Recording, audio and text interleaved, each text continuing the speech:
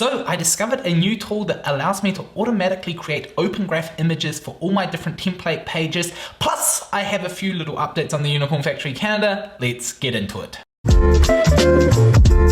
Hey friends, welcome back to the channel. If you're new here, my name is Connor. I'm the founder of the Unicorn Factory, a freelancer marketplace in New Zealand and in Canada. So usually what I do on this channel is I make videos and tutorials on how to build your own directories or marketplaces using no-code tools like Webflow, Airtable, and Zapier. But in this particular series here, I keep you up to date with how my journey of building the Unicorn Factory Canada is going. So if this is the first video in the series that you're seeing, then I'd recommend just jumping back to the playlist and checking out the first few episodes. I try to keep these episodes reasonably short, so it won't take you that long to catch up with where we are now.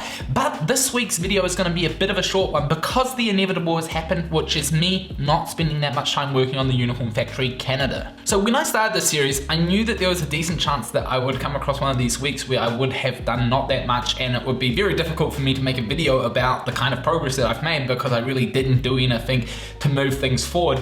And this was one of those weeks. So as you probably know, besides doing this YouTube stuff, doing the Unicorn Factory, I also run my own consulting business, and at the moment that has just taken me absolute front row with all the things that I'm doing.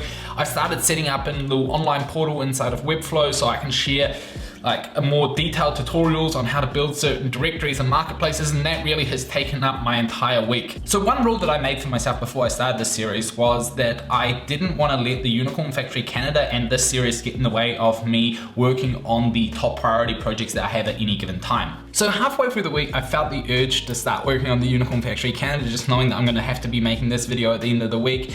And this week, I was just up against too many deadlines, so that I decided I'm just going to have to put it to the side. So I've made the decision that if I don't work on the Unicorn Factory Canada throughout the week, then I will be moving the end of week video update to the week after, so to make it essentially a fortnightly update.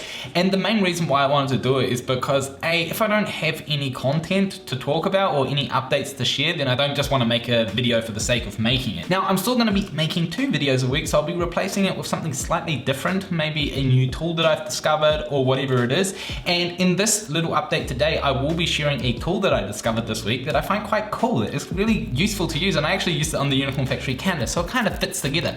But before I get into that, let's go and have a look at the weekly progress report to see how things have changed. So this week we have 210 freelancers on our shortlist. That is 1 more than last week. The cool thing is, now that we've got our Instagram account up and running, we're starting to find a lot more freelancers who don't have websites or who are not on Behance or Dribbble, so that has been a real positive. I have emailed 186 freelancers, which is 4 more than last week, so I did send a few emails out early in the week, and I have now had no responses from 117 of them. Last week we were on 119, so that number has reduced by 2. We have had 7 additional people create Memberstack accounts, and I have had 3 new freelancers join in, so now we are at 45. We still only have the 1 job listing, and I just haven't done a lot of work to get these job listings on there, but I will be working on that in the near future. So there you have it. Not a lot of progress this week, and you know, it just goes to show little input results in little output. If I do look at a few of the positives, our website traffic is increasing steadily, especially our organic traffic, which is not crazy yet, but you can see some movement. And another good thing is we are starting to get people signing up who I'm not even emailing, which is really positive. And out of the 3 freelancers that joined this week, 2 of them I didn't even email. So, you know, we are on track. I just need to keep putting the work in, and things will eventually get to where we are trying to go. So as I said in previous videos, the focus on building features is now done. Now I have shifted all of my attention on the marketing side of things. And one of the things that I did do this week was update a whole bunch of the SEO titles that I'll have on different pages. I actually made a video about how to bulk update CMS items inside of Webflow, where I do cover parts of it.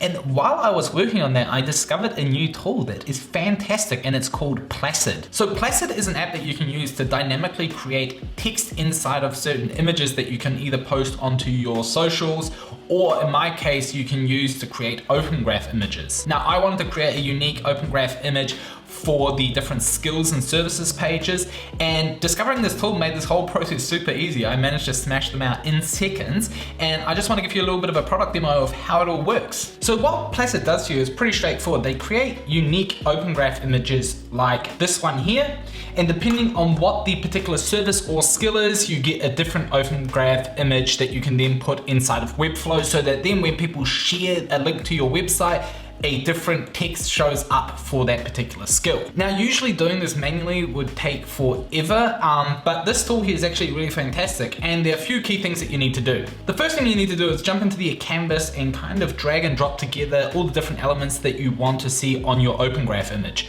So I designed this one here for the skills pages for the Unicorn Factory Canada. Now, once you've done that, what you can do is you can import fields from inside of Airtable to dynamically populate different layers that you have populated inside of Placid. So in my case, what I wanted to do is always update the text inside of the open graph image when a different page was shared. So all you need to do is get the field that currently holds that text inside of Airtable and add it right in here to where it says text 0, which is representative of this field here. Then what you need to do is you need to jump over into Airtable, and what Placid will do is dynamically update your open graph URL field plus your open graph image. And then from there, what you can do is you can use a tool like Parabola to send that open graph image to the Webflow CMS, and then you can use that as an open graph image inside of your template pages. And that is a huge time saver, because before I discovered this tool, I just had to do it manually in Sketch, and honestly, it's not worth it. Even when you outsource it to someone else, it just adds up in cost.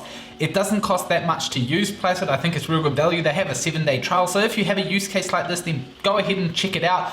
Also, super useful for things like social media, so I'm definitely going to be using this tool as well to create different social media assets that I can either post on Instagram or even put into our ads. So it's a really cool discovery. So and that is it for me this week. If you enjoyed this video, please give it a like. If you haven't already, please subscribe to the channel and all those fun things, and I'll see you back here for the next one.